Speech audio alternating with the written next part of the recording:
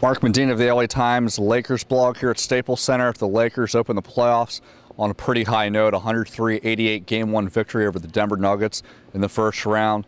Andrew Bynum deservedly dominates the headlines. He only had 10 points, but he made the difference in the game, according to Coach Mike Brown, what he did defensively. 13 rebounds, 10 block shots.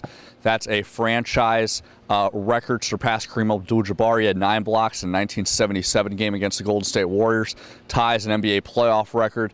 Also shows some growth in Andrew Bynum because a lot of times this season he was consumed with getting a lot of production inside offensively, and he did it pretty well. But with Denver throwing double teams at him relentlessly, he wasn't able to get a lot of touches out of open looks.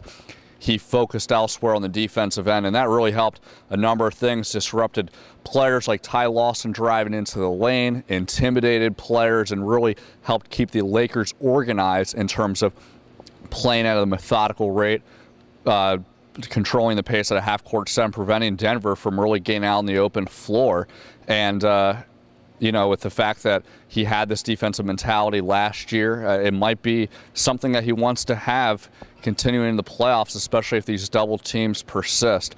But other than Andrew Bynum, there was a lot to like about this game. Now, Kobe Bryant may have led all scorers with 31 points, but his shooting was way off the mark, 11-24 from the field. A lot of shots he forced into double teams. A lot of them were contested. The only times that he really was able to, get some good baskets is when he drove to the lane or hit from the free throw line. But this also shows that the Lakers were able to absorb a poor shooting night from Kobe because of everyone else. Steve Blake comes off the bench, hits 3 quick three-pointers in the second quarter. Ramon Sessions holds everything down at the point guard position with holding Ty Lawson to 7 points, 3 of 11 shooting, and also opened offensively, 14 points on a 6 of 11 clip. We talked about Andrew Bynum's inside presence offensively. Well, he had a supporting cast with Pau Gasol and Jordan Hill.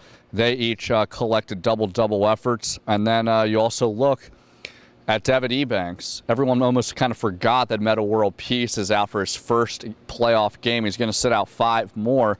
But the Lakers didn't really worry about that because Devin Ebanks came in.